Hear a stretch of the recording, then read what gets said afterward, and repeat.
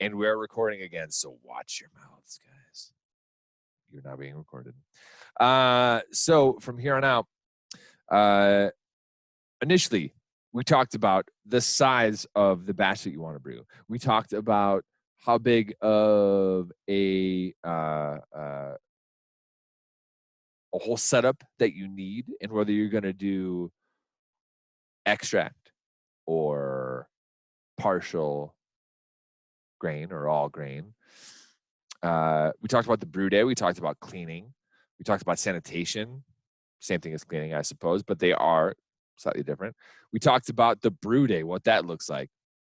And as we go along, if any questions arise about those things, please feel free to ping them. And just in general, any questions as we go along. Wade is incredibly knowledgeable, and his depth of information recall just goes a good way back. So if you have any questions whatsoever as we're going along, please just ping those questions to everyone in the chat, because everyone would love to see what your questions are, and we'll get those pushed over to Wade, either in the context of the conversation, if that makes the most sense, or we'll push them to the kind of Q&A session at the end. We talked about cleaning. We talked about getting to the boil, what that looks like in different situations, with the extract, with the partial mash, with the all grain. And eventually we got to two things that kind of were the points where all the questions exploded, which was adding hops and cooling. And once we got there, we just realized we had to hit the pause button, come back, and take everything from here. So we're going to hit cooling a little bit, or rather, let's put it this way. If you have any questions about cooling or getting the wort cooled, please post those. Let's get that going. If not, we're going to have Wade just start with fermentation, the all-important part of the brew. Putting that yeast in the air and seeing what happens. We're going to start there. But for now, I would love to just introduce my friend, my colleague, and the guy who is clearly shouldering the most at this moment, his second lovely baby girl, Wade Meyer. Wade, thanks for coming to hang out. How are you doing? I'm good. I feel great. My wife is doing great. Baby's doing great. Everything's great. Well, you look fantastic. Thanks. Yeah, it was a trip. We got induced Tuesday night, and then had her on at 3:30 on Wednesday afternoon. So it was pretty awesome. She came out perfect. It was only 6 minutes of actual labor, which was pretty cool. She came out real quick. So I'm going to go ahead and tell you to go and fuck yourself, because we had 30 hours of labor for our second kid about a month ago. I love you very much, but I still have no internal issue with kindly, somewhat dispassionately, but also strongly telling you to go fuck yourself. Oh, well, I understand that. Well, Zoe, our first one, she was a 3-day labor. So 3 days? Is that a thing? Yeah, 3 days total. Oh. So I totally understand where you're coming from. It was pretty cool. But anyways, yeah, enjoying my first beer with her, my celebration. It's a Leaner Batch 1 from Casey. Fantastic beer. But yeah. So if anyone has any questions about the cooling side of things, we can dive into that if we want. Post those questions to everybody. It looks like nothing quite yet. So Wade, let's just dive into the fermentation side, right? I mean, that's where the magic happens. That's where it's the most important step by far. These little things come in and they find the other things and they all interact together, and some things happen over here and they push out all their stuff over here and a whole bunch of shit happens. And then at the end you get beer, which is pretty awesome, but there's a lot of stuff to consider in that process. So for the first time homebrewer, for the intro homebrewer, how are you approaching fermentation, pitching yeast, et cetera, et cetera? So cool. The first place I would step is like understanding what actual fermentation is. Basically what we're doing is we're taking the sugar water that's cooled down to roughly around 70 degrees if you're brewing an ale. And you're going to pitch yeast, which are a living organism. And what they do is they consume the sugar and they expel oxygen and CO2. Or not oxygen, sorry, alcohol and CO2, which actually makes beer. So there's a couple things that are really important on these with your yeast. If you don't have good yeast health or good fermentation temperature, which will stress out the yeast, you're going to produce off flavors in the beer that you don't want. Sometimes it's wanted for the style, depending on the type of yeast, but most of the time it's not. So on a home brewer that's beginning, where I would first start is you have to control that temperature, because while they produce the alcohol and the CO2, they're also going to produce heat. So if you let that go rampant on certain styles, on most styles, it's going to create those off flavors. So as a first-time homebrewer, what I would suggest is choosing styles that are applicable to your cooling abilities. So like a Saison, for instance, you can ferment it really hot. It's totally cool. It can totally handle it. And that's a really good beer. It's my favorite style, but it's an easy beer to make as far as temperature control, because you don't really need it. I ferment my Saisons up to 92 degrees. So, and I prefer them that way. They produce a lot of phenolics, which is what I like in Saisons, which are kind of like spicy notes versus fruity notes, which are esters. So that's where I would number one start is, what is my cooling capacity? Like, how can I control this temperature? So there's a couple ways you can do it. The first and foremost is find a cool place in your house. So whether that be a basement, a crawl space, something like that. It can't be too cold. You really want it around 67 to 70 degrees for most styles. You can go a little bit hotter than that, but it's pretty much the standard to ferment around that temperature.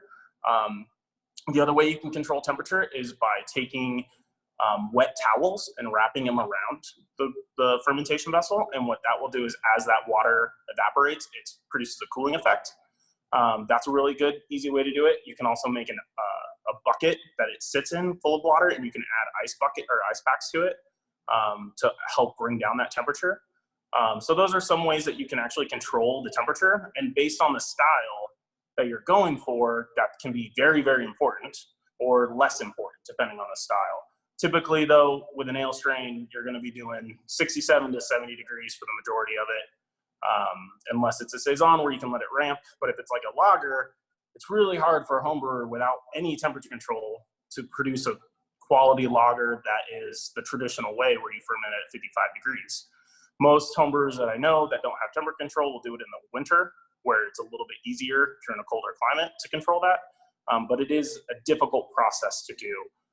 So the next thing that you're really going to look into is, how much yeast do I actually put in this thing? If you're doing 5-gallon batches, typically most homebrew stores will sell you a yeast pitch, which is the amount of yeast you want to use, that's around that same yeast cell count that you want. So we want to pitch a certain amount of cells to start with. The yeast will take the oxygen that's in the beer, or it's in the wort, and replicate itself. And then after it's replicated, it will start converting that sugar to alcohol. So that's really important as well, is having a good amount of oxygen in your wort to have the viability of that yeast really up. There's a couple ways to do it. You can add oxygen with a diffusion stone, which is probably the most expensive way to do it. It's not that expensive, but it's still more expensive than the other way, which is just shaking the crap out of it. You can get a certain amount of oxygen in there, but you are limited to where you are and how much oxygen is in the air with that. So there's a couple ways. They also make aquarium pumps that will pump oxygen into it, kind of like the little bubblers that are in aquariums. You can use those as well. Those usually have diffusion stones. But typically, most homebrewers are going to just shake their wort after they have it in the fermenter and then pitch their yeast. So there's a lot of brands of manufacturers of yeast now. You've got Y Yeast, White Labs, Omega, Inland Island, which is a Colorado-based company, I believe. Omega, I think I already said them, but you've got a bunch of people that will sell you mostly 5-gallon pitch size. As the yeast ages, you want to keep them cold, first of all. You want to, when you go to the homebrew store, it's going to be in a refrigerator. unless it's a dry yeast packet. But if it's a liquid yeast, it's going to be in the refrigerator. And you're going to want to keep that cold the entire time until you're ready to brew, and then take it out and let it warm up. And then on a dry yeast pack, there you can leave them warm, but it's better to keep them cold as well. It just helps with the yeast viability, which is how the viability of the yeast is how healthy they are. They don't really like warm environments, like hot environments, because it'll stress them out and they'll die, and you'll get less yeast to start with. So you're probably going to grab one of those guys. They come in different packaging formats. For dry yeast, I don't rehydrate. A lot of people do. I just usually throw it on top of the wort, and it'll rehydrate itself with the wort, and it'll be fine. You can also do starters, which is kind of a next level thing where you buy one packet and grow up yeast and then pitch it in later. But I think we'll cover that in a more advanced series, because there's a lot of steps with that. But yeah, so you're going to have your yeast, you're going to have your wort, your fermenter, you're going to oxygenate it as best as you can, pitch your yeast, and then you're going to use an airlock. So there's 3 different styles of airlocks. There's one that's kind of like an all-contained airlock that has water. And basically the point of an airlock is you've got water in this airlock, and it allows stuff to escape, the CO2 as it's producing it to escape, but you don't want oxygen coming back in. So it produces a sanitary environment as well as allowing the CO2 to escape. If it didn't allow the CO2 to escape, you would have basically a bomb, because it would eventually explode. Which you can have if you have a high Kreuzen, which is kind of this protein-dense foam, if you will, that the wort makes while it's fermenting. It kind of comes up and creates these bubbles, and it's protein-rich, so it can climb and climb and climb and block off these airlocks.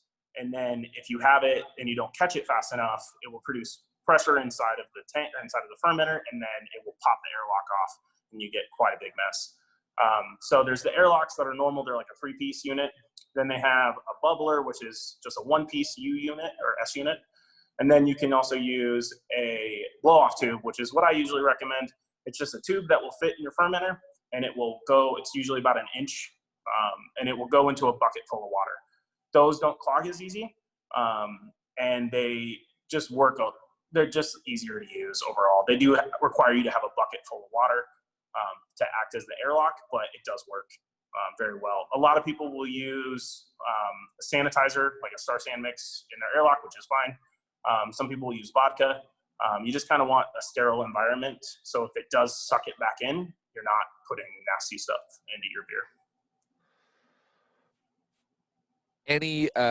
Any missteps that can be made on the yeast side? How can you fuck it up, and how do you avoid fucking it up? So probably the biggest thing that people mess up with yeast is pitching when the wort is still too hot. If the wort is hot, it will kill the yeast, and you just won't have anything, and it won't ever take off. Or if you pitch old yeast that isn't very viable, or you pitch yeast that's less than the cell count that you want, you can produce off flavors on that way. So pitching the correct amount of yeast at the right temperature is pretty crucial. And then also the fermentation temps are very crucial. I mean, you can go from a very good beer to a really crappy beer just by having it get really hot. If it gets cold, it will probably just slow down fermentation. If you bring it back up to temp, usually it'll kind of wake back up and continue. But if you get it hot, it'll run rampant, and it'll just start fermenting like crazy, and it'll produce a lot of off flavors that are pretty hard to get rid of in the future. So those are probably the 2 biggest missteps, is fermenting too hot and pitching too little.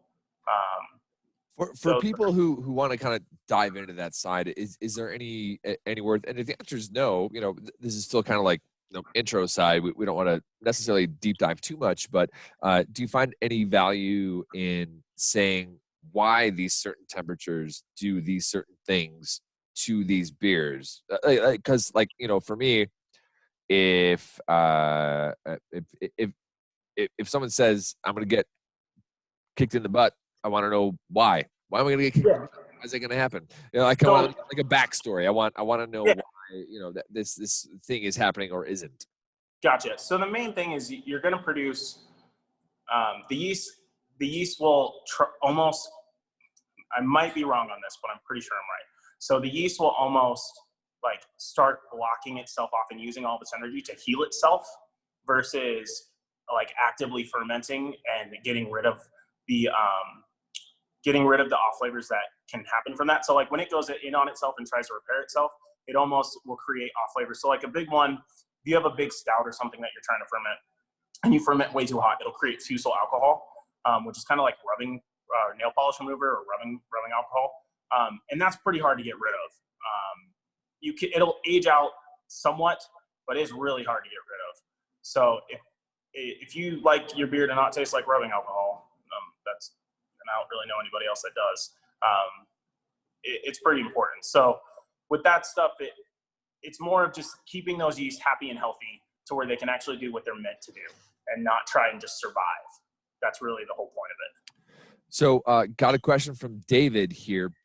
Is fermenting at a colder temp than desired, is it that big of a deal? So it depends on what you're doing. So like if you say you're trying to brew a Hefeweizen, right? It's pretty standard. Most homebrewers, that's one of their first ones they try to make because it's pretty popular. If you ferment too cold on that, you're not going to produce the banana and clove esters and phenols. So banana is an ester because it's fruity, and clove is a phenol. The yeast isn't going to produce those because it's almost fermenting too clean, if that makes sense. It's just not stressed out enough. There's some thought process on a colder temperature will give you more banana and less clove, which is technically true. But I've also seen some yeast strains where it's opposite. The yeast strain that we use at WeldWerks for our hef is opposite. We prefer to ferment a little bit colder so we get more banana.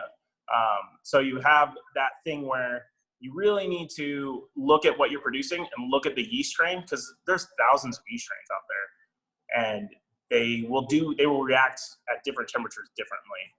But typically what you're really going to see is just like a cleaner, blander beer if you're trying to go for those esters or phenols, and then it's going to take a little bit longer. But if you're trying to brew like an IPA, not a New England, because New England you want those esters, but if you're trying to brew like a West Coast IPA, the colder range of that yeast is probably better. You'll get a cleaner. It'll take a little bit longer, but if you can do it, it's a little bit better. But mostly, like we typically brew it or ferment at 67 degrees for almost everything at WeldWerks. So we have brewed, we have horted, we have created all the stuff that's necessary. We pitched some yeast. We got some stuff happening in the carboy. Everything's going crazy. The beer is turning out the way that we want it to.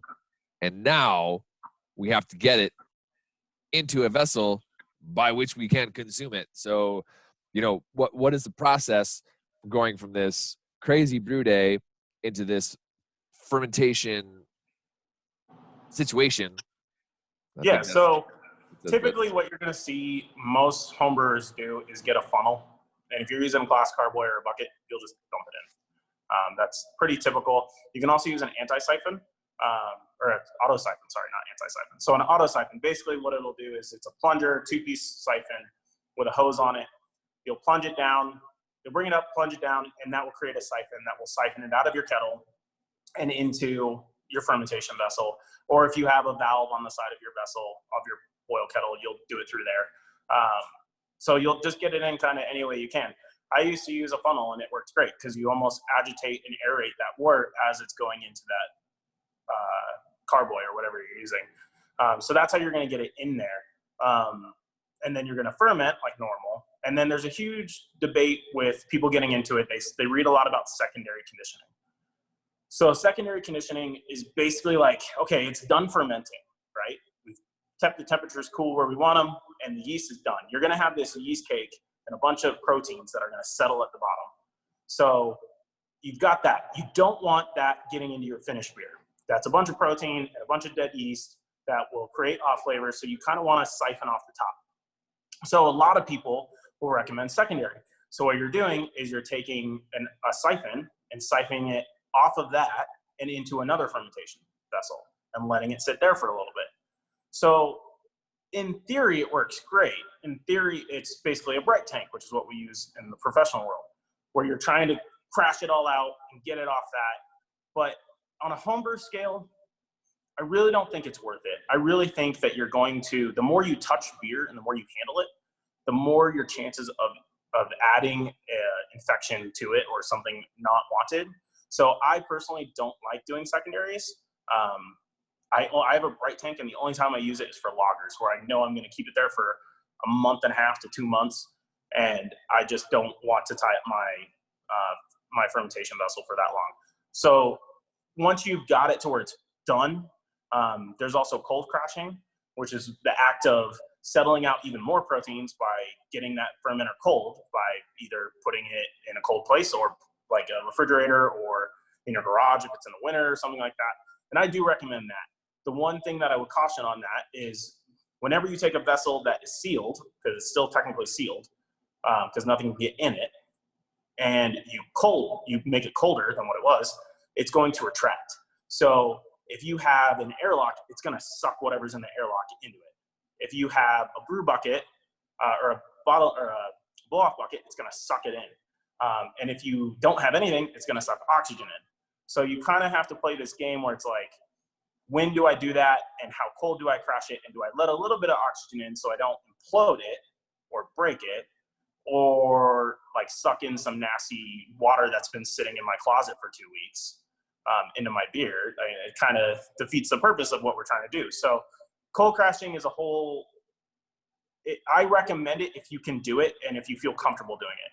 If you don't feel comfortable doing it, chances are it's still gonna cold crash out at the bottom of your keg or the bottom of your bottles. So it's still gonna come out regardless, because you're not gonna drink your beer at 67 degrees. So if you can't do it, just skip that step and just continue on. Can I interject quickly? Steve had a question. When siphoning after fermentation, how are you controlling oxygen getting into the keg at that point? I know it's like maybe a further step on the packaging. So it kind of fits in with what we're going to go, but you kind of got to do it quick. And if you're using a glass carboy, there's not really much you can do besides take the bung out of it. If you're using an auto siphon, there's not really much you can do. Don't have it up here, but there is, if you're using those orange caps, they make them for carboys, and they've got 2 little prongs on them. So they've got 2 little caps. You can actually do what's called a forced transfer. So if you've got a CO2 tank, you can get a little nipple that'll go in there, and you can hook up your CO2 tank to that. And then you can get a siphon, stainless steel siphon rod that doesn't have it. It's not an auto siphon, so you can't plunge it and start it itself. It needs pressure to build up in order to siphon it, or to start the siphon. But that will also go down the center of that cap. So you can have a sealed vessel and push your beer out. So that's the best way to do it, is do what's called a sealed or a closed loop transfer.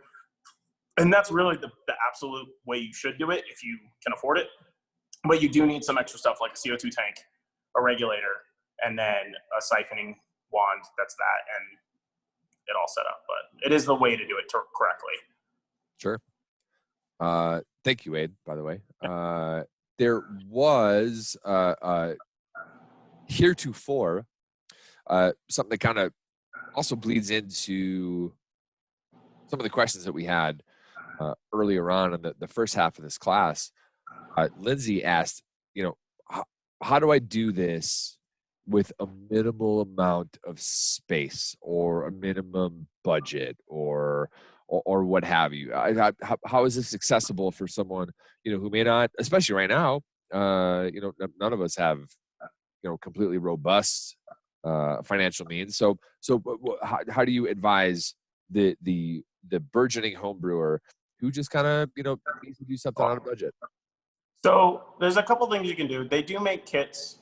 I've seen them before. I haven't actually used one, but they're like 1 gallon kits that will come, and they're usually almost always extract based, which is fine to get your foot in the door. And they'll come with like a 1 gallon jug or a half a gallon jug, and you'll just kind of use the pot that you already have, and you'll boil some water and add your extract and go through everything we're going through. And then they've got like a little plastic fermenter, or sometimes you'll ferment in the jug that you're using, and you'll just kind of ferment in a 1 gallon jug and then bottle a 6-pack. So there are ways to do it that way. If you're in an apartment, or you just don't know if you really want to spend it, those are really good kits to get started. The little 1 gallon kits, because you're really only going to spend probably $50 to do it, and to make, if you really wanted to save, you could look at the beer you're already drinking. If you can't twist the tops off and they're glass bottles, you can reuse them. So that's a great way to save some money on bottles. You don't always have to buy brand new bottles. Like, you can sanitize and clean glass. You're doing the same thing with the carboys. So that's a good way to save money on that. Using dry yeast is typically cheaper than using a liquid pitch. And then you've also got the style. I mean, New England IPAs are notoriously expensive to brew just because of the amount of hops you're using. So if you brew something that's more yeast-based driven for flavor, like a Hefeweizen or a Saison, or even a brown ale or something like that, or an amber, those are going to be less expensive on the hops. It's not noticeable. I mean, you're only going to save probably $5-10 total, even on a big batch, but it is cheaper.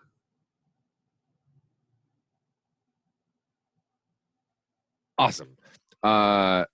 So this is a question that I loved from the word go. We actually got it a couple of weeks ago when we first kind of pitched the whole idea of, no pun intended, of this class. Came from David. Which seemingly small mistakes in the brewing process can cause the biggest ripples downstream in the end product? And I think that's such a prescient question, because, I mean, like anything else, but even more specifically so, brewing is, what you get is what you put in one way or another. And you've talked to, a lot of these very kind of specific points. But if you could drill down on that, how do you avoid stuff that could, maybe something people aren't thinking of, right? Like, whether it be sanitation or something, like if you got to the end of a brew at some point, you were super annoyed that it didn't go well, what would have helped you avoid that early on? So we'll start with how to avoid stuff. So the main thing you can do to really help yourself is take notes. If you're going to brew multiple times, if this isn't a one-off for you, take notes on what you're doing and say, okay, well, I messed up this way. And don't just say, okay, well, I messed up, but I'm going to pretend like it didn't happen. Because if it turns out even better, you will forget how you messed up. And that could be a huge benefit to you. So take notes on everything you do. Take notes on like, hey, okay, when I was doing my boil, I actually only got 4 gallons of Wort into my carboy. So like, I need to add more, or like I need to add more water next time before I start, or I didn't boil for long enough as I think. So it's those types of things. Like, taking notes is huge. We take notes all the time. It's very important because it will make you be more consistent. If you want to make the same beer more than once, you have to really take notes and be consistent on it. As far as like what the process is, starting from the beginning, if you use old milled grain, like that's really old, like say you bought a kit a year ago and the grain's already milled for you, like that grain is pretty oxidized. So using old ingredients, you want to use the freshest. It's just like cooking. You wouldn't go like, I'm going to make spaghetti. Okay, go grab a can of SpaghettiOs. That's not the way that works. Like, you want to have a good product, you're going to use the freshest ingredients you can. So having good ingredients to start with. And then if you don't boil long enough, there's kind of some hearsay where it doesn't matter, and it does matter boiling time. But I found that, especially with Pilsner Malt, if you don't boil for at least 60 minutes, you're going to have some off flavors that are kind of, I've gotten stuff back that's like, it tastes like hot dog water, or it tastes like just stuff like that, where it's just really bad off flavors. DMS, dimethyl sulfate. It's kind of like cream corn. That's a big Pilsner off flavor that will literally boil off. So like, if you just are more patient, it will boil off and you won't have those issues. And then probably the biggest thing, one of the biggest things for sure, is definitely going to be your fermentation temps that we talked about earlier. If you ferment too hot, it's probably not going to end well for you. It's depending on the style, but there's a good chance that you're going to have some severe off flavors with that. That comes to stressing the yeast, not pitching enough as well as just fermenting too hot, or using old yeast, which is kind of the same as not pitching enough. And then from after the yeast is done fermenting, there's a lot of questions about oxidation. So we really want a lot of oxygen before the yeast start fermenting, because that's really going to help them build up a good, healthy cell wall. But once they've converted to making alcohol, you want no oxygen, because all that's going to do is stale the beer and make it look like it's going to turn darker, and you're going to have this wet cardboard is pretty common.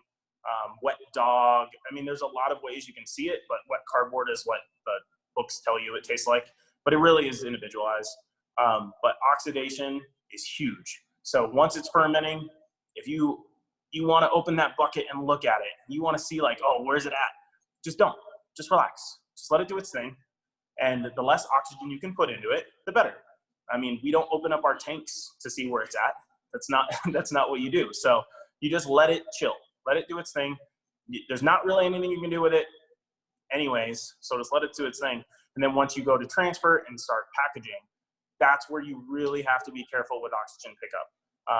Because if you have a ton of oxygen pickup in your transfers or your packaging, that beer will be great for about a week. Then it'll start to decline pretty heavily. And I mean, you can have a lot of my old homebrews. I have a couple bottles that are a couple years old, and they're pretty much undrinkable. I don't even know why I still have them.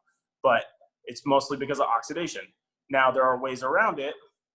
Well, real quick. So also there's infections. So just not cleaning or sanitizing enough is going to make huge increase. Like, you're just not going to have the wanted outcome unless you're making a sour beer, which is totally different. But can I interrupt very quickly, Wade? The only thing I really want to point out there is that you're paying on something there just a second ago that has been consistent throughout through all of these dialed in sessions, most recently with Skip and his barrel sessions, and also, with Neil in his 4-pack session, and then to a certain degree, a little bit, somewhat with Patrick in his tasting session.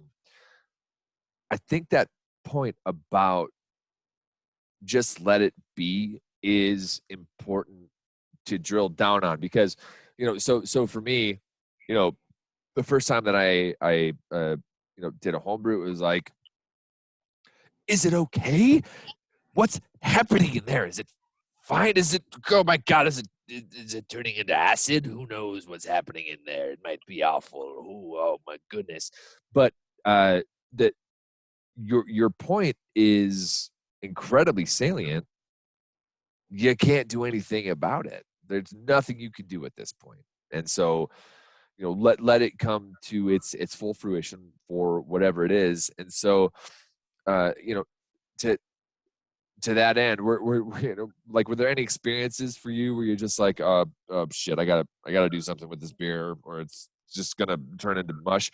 Or did you always just kind of say, it's gonna be what it is, and if I have to dump it, I have to dump it? Which I think is something we all have to say to each other. If I got to dump it, I got to dump it. Like, just because I brewed it doesn't mean I got to drink it, because it might taste like shit. So, how do you kind of deal with that tension of like, I hope it doesn't fuck up right now, and I hope it turns into something cool?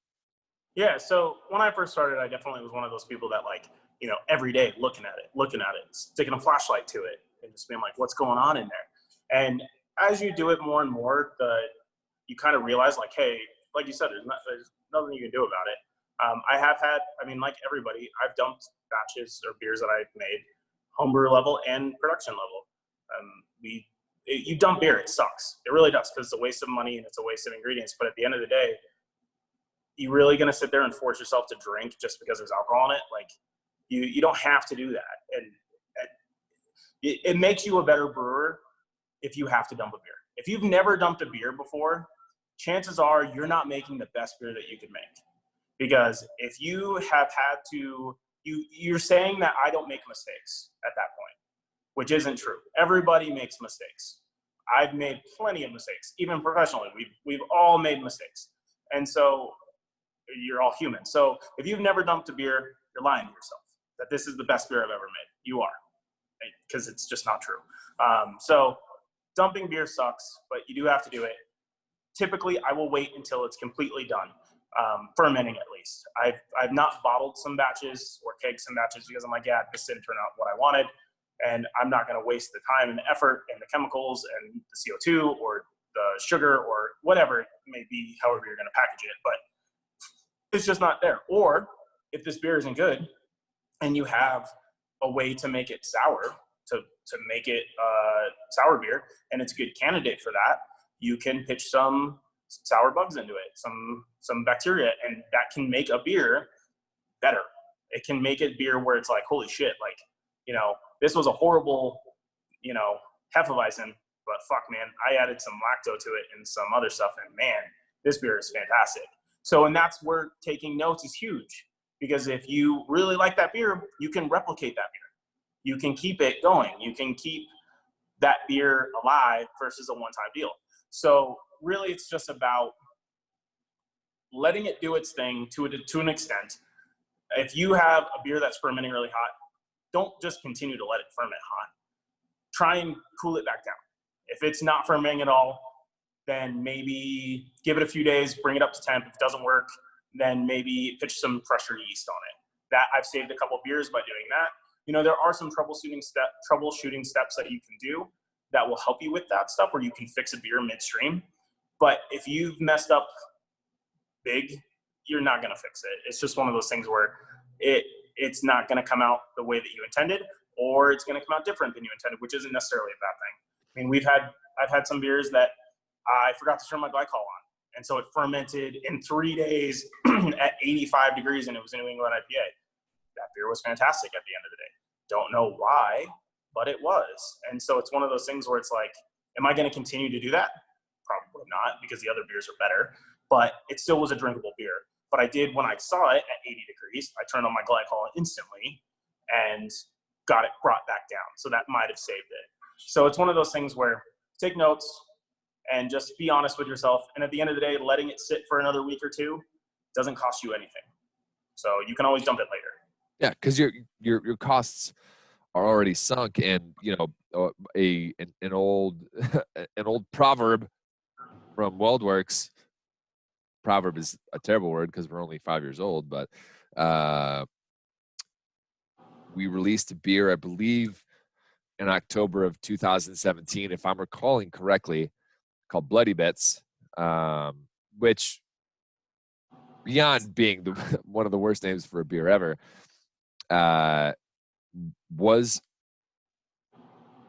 continues to be one of the most requested rebrews across the board, other than maybe the old school tropical milkshake. But beyond that, Bloody Bits, like, we have people, like, I'd say 5 to 10 people every week hitting us up on certain channels. The reason that beer happened, because we added fruit to the wrong fermenter. Yeah, like there was supposed to be a bunch of fruit going into one tank, and then it went into the other, and it was just like, well, you know what? It's already in there. Fucking go! Let's do it. Let's see what happens. Now, obviously, I do want to make clear that we would never release dog shit into the market just because it would be financially beneficial. We had our the 4-packs with Fisher thing a couple weeks ago, and we talked about the worst beer we've ever made, which was cherry vanilla milkshake, which was dog shit in a can. It was like I think what I said at the time was that like a Luden's cough drop got thrown into a blender with your worst nightmare, and that's what it tasted like, and it was awful. And we didn't release that because it tastes like shit. But that's not to say that you can't salvage something that, you know, might have some worth if you did this or that. So like, Wade, do you think there are for you, is there a dividing line, like, nope, this beer shall not pass sort of deal, like just get it out of here, or you're like, hey, this might have some traction, let me see if I can just, you know, kind of fuck around with it and see if it turns into something cool? I think it really depends on the off flavor that you're getting. I mean, you speak to vanilla, or cherry vanilla milkshake. That beer was a hard no from pretty much everybody. And it was just super medicinal. And that beer was packaged. We had cans of it. Like, it was canned and kegged and ready to go to market. And we crushed everything. And it's just one of those things where it's like, that doesn't represent what we want to put out. And so you have to make that call, even on a home brewer scale. Do you want to give this to your friends? Maybe not. Maybe, they don't give a shit what they drink. So why not?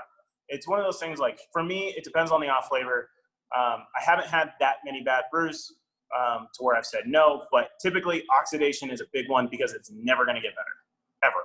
No matter how you add sour culture to it, it doesn't matter. That beer will never get better if it's oxidized.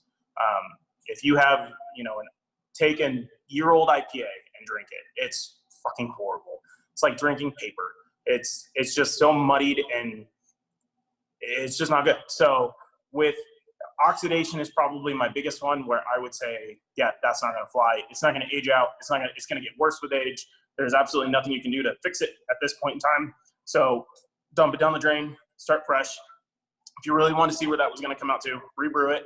Point of taking notes, figure out where you made the mistake, and go on from there. Totally.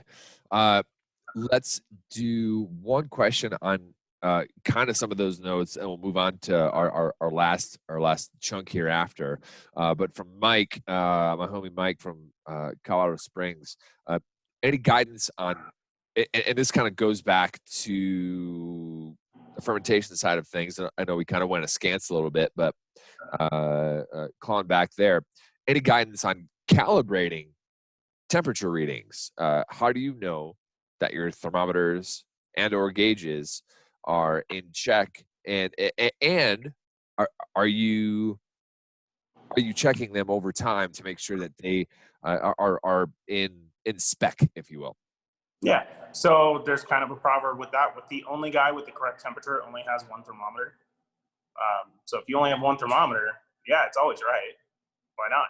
So, but yeah, I would say get high quality thermometers. You buy a $10 thermometer from Amazon, it's probably not very good.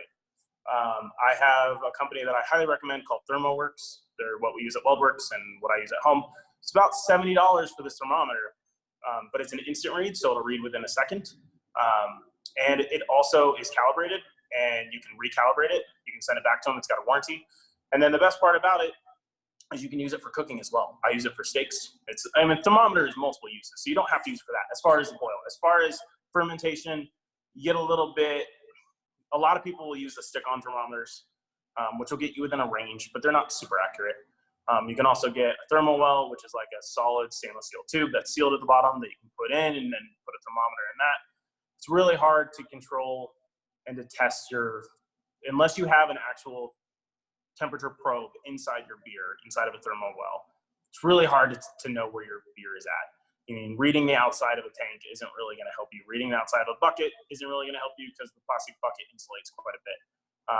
So really you have to kind of play with your temperatures on a smaller scale to figure out what fermentation temperature works for you. But as far as recalibrating, absolutely.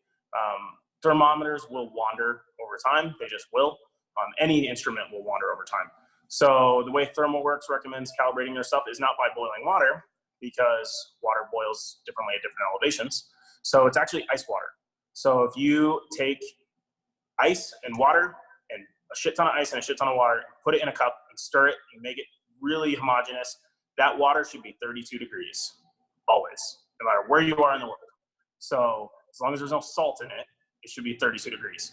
Ice water is always 32 degrees. So that's the way that you calibrate that. As far as like pH probes and stuff, they have different sampling solutions that you can calibrate with that. But as far as thermometers, the only way I really know how to calibrate them is by cold water.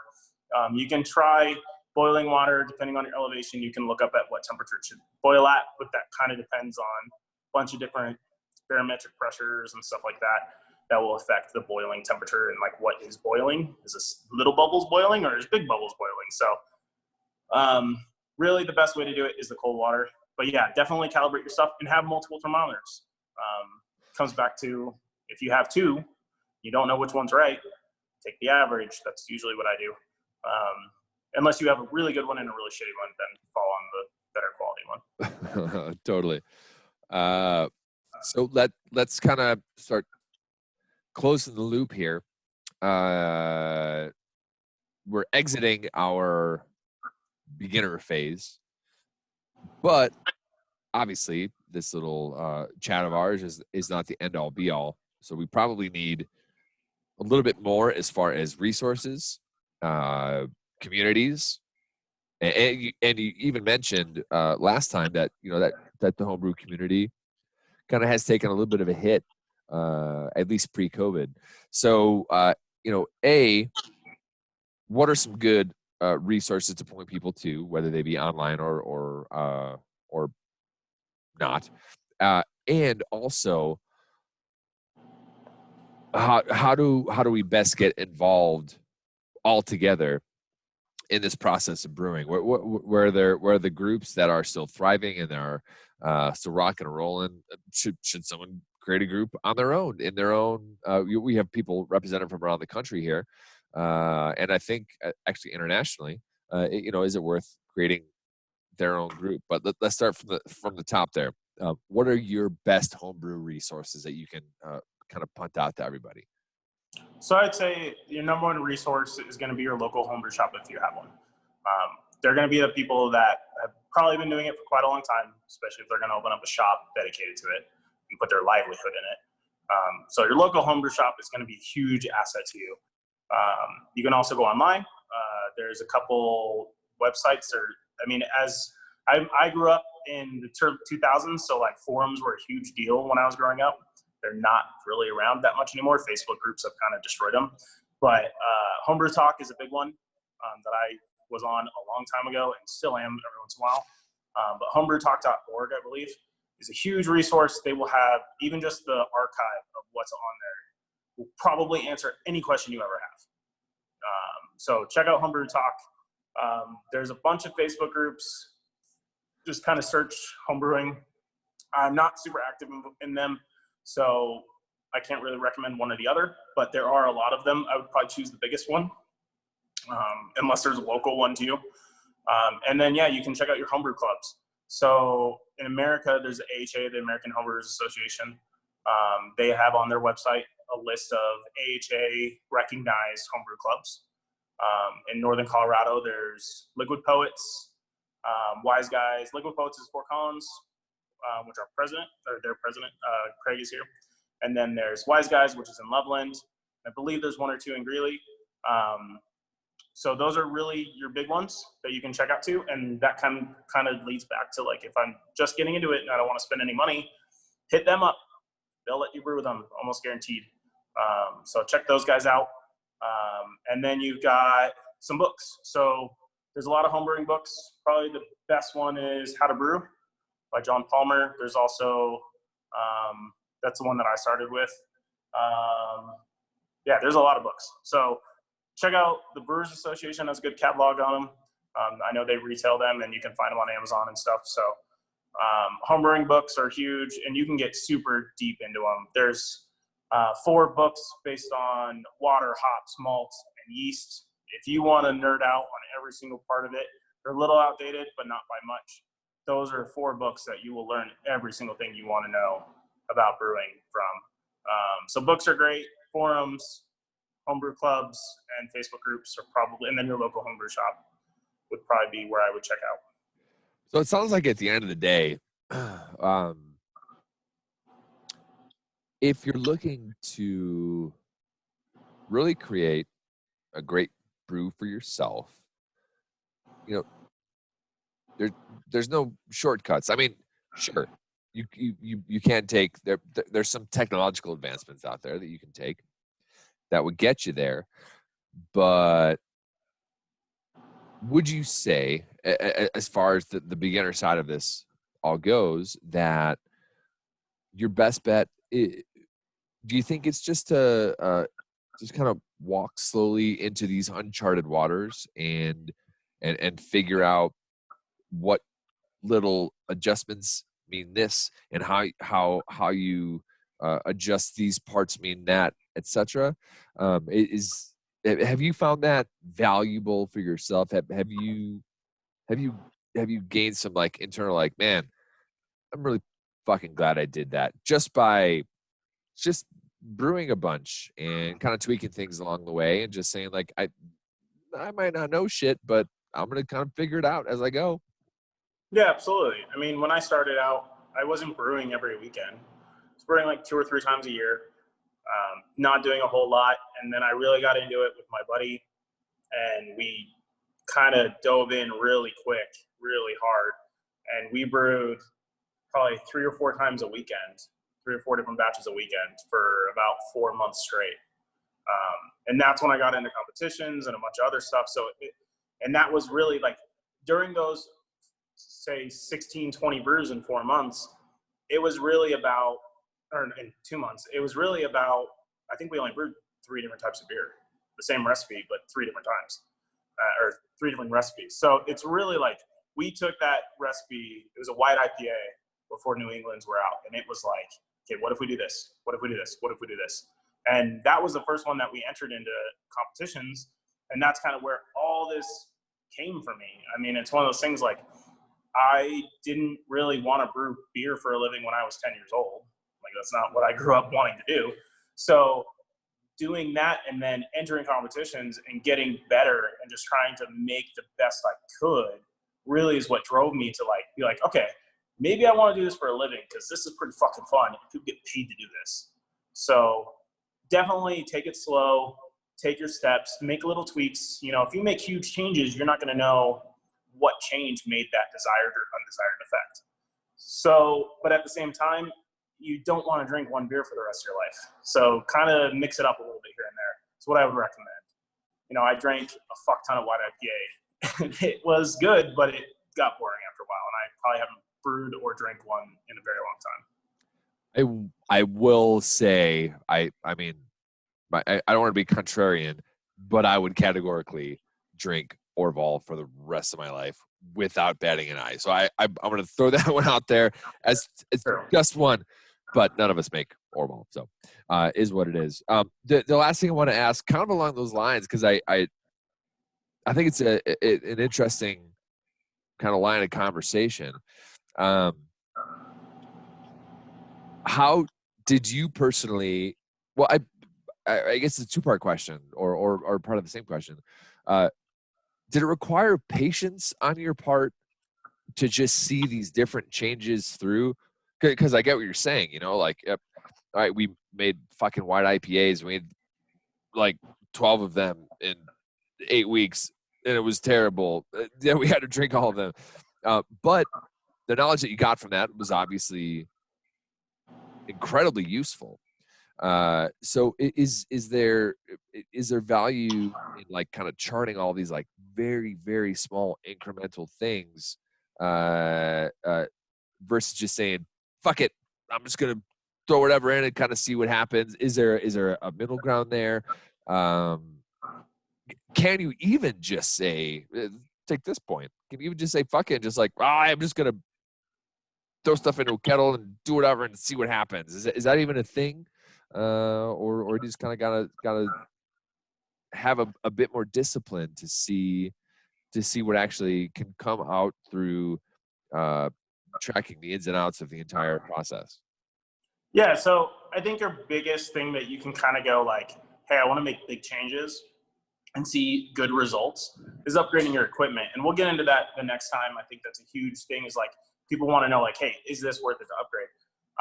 Speaking of like when I brewed that white IPA bunch, that was going from partial mash to all grain during that time. So it was like, hey, my buddy had started doing all grain and he showed me how to do it because I was always too intimidated. And so he brought his cooler over and he's like, yeah, we're going to do all grain. Like, I'm not messing around with your partial mash shit. Like, we're going to do all grain. And so that made a huge step. I mean, there are things that you can do. Water chemistry is huge. And we'll touch on that in the future ones where that is one thing. Water chemistry and temperature control are the 2 biggest things you can do to improve your beer by far. Whether you're using the fanciest equipment or the cheapest equipment possible, water, if you have good water and you have good temp control and you're doing everything else the same, those things are going to elevate your beer from, yeah, it's okay homebrew. Like everyone's going to love it because it's free and they drink it with you, to the point where like people actually will buy your beer and you could turn pro on it. I think that those two things you'll see huge increases on. But as far as recipe development, if you want to dial in one specific beer, the small increments will help. But equipment is one thing where you can kind of go balls to the wall. If you want to, I mean, there's tons of beers that have been made of, we have a bunch of shit, let's throw it in there. Arrogant Bastard is one of them. Arrogant Bastard was made from a bunch of grain they had that they were like, well, we have a bunch of grain, throw it in there, and let's see what happens. And they did that, and it turned out to be a good beer. And that's why taking notes, back to that, is huge, because if they didn't take notes on that, you wouldn't have Arrogant Bastard.